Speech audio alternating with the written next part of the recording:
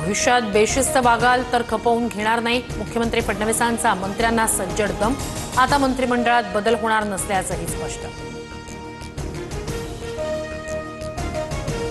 धनंजय मुंडे 3 वेळा भेटल्याचं मुख्यमंत्री फडणवीसांनीच सांगितलं। मंत्रिमंडळाची चर्चा धनंजय मुंडेंच्या स्तरावर होत नाही।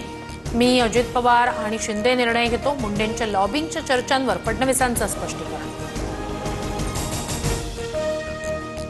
रामदास कदमांकडून सावली बारमधील ऑर्केस्ट्रा परवाना परत तर रेस्टोबारचा परवाना कायम।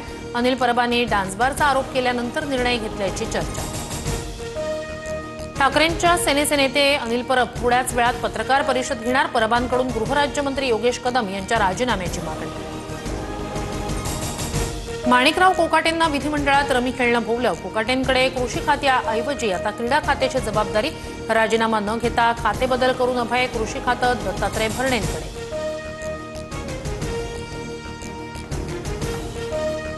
कृषी मंत्री पदाची ऑफर अजित पवारांनी सर्वात आधी मला दिली, मात्र कृषी मंत्री ग्रामीण असेल तर जास्त न्याय देईल अशी मी भूमिका घेतली। कोकाटेंच्या खाते बदलानंतर भुजबळांचा गौप्यस्फोट।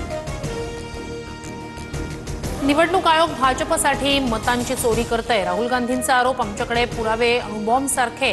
हा बॉम्ब फुटला तर आयोग दिसणारही नाही, राहुल गांधींचा गंभीर इशारा। महादेव मुंडे हत्या प्रकरणात बीड पोलिसांनी 5 जणांना ताब्यात घेतलं। मोठा मासा गळाला लागल्याची माहिती।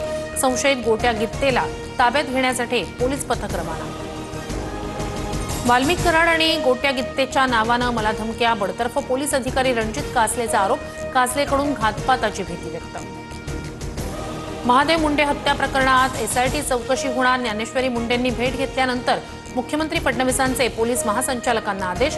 कुणालाही पाठीशी घालणार नाही असं आश्वासन। पुणे पार्टी प्रकरणी रोहिणी खडसेंचे पती प्रांजल खेवलकरांसह चौघांना 14 दिवसांची न्यायालयीन कोठडी। खेवलकर सध्या येरवडा जेलमध्ये आज जामिनासाठी अर्ज करणार। बंडखोरांना वेळीच न रोखल्यास लोकशाहीचं नुकसान। पक्ष बदलणाऱ्या आमदारांवर सुप्रीम कोर्टाचं परखड मत। विधानसभा अध्यक्ष सुप्त राजकीय विचारांमुळे अपात्रतेची प्रक्रिया रखडवतात, कोर्टाची टिप्पणी। कुठे चौफुल्याला जाऊन तडफडू नका, अजित पवारांची आमदार शंकर मांडेकरांसमोरच कार्यकर्त्यांना तंबी। चौफुल्यातील गोळीबार प्रकरणावरून अजित पवारांचा इशारा। ज्योतिबा डोंगरावर श्रावण षष्ठी यात्रेत 400 किलो बनावट बर्फी पेढे जप्त। अन्न-औषध प्रशासनाची मोठी कारवाई। नमुने तातडीनं तपासणीसाठी पाठवले। अनिल अंबानींना ईडीनं समन्स बजावलं। 5 ऑगस्टला दिल्लीत चौकशी होणार। सूत्रांची माहिती। 17,000 कोटींच्या कथित कर्ज घोटाळ्याप्रकरणी नोटीस। अमेरिकेत भारतीय मालावर आजपासून टॅरिफ नाही। 8 ऑगस्टपासून 25% आयात शुल्क लागू होणार। भारताला करार करण्यासाठी आणखी 7 दिवस मिळाले।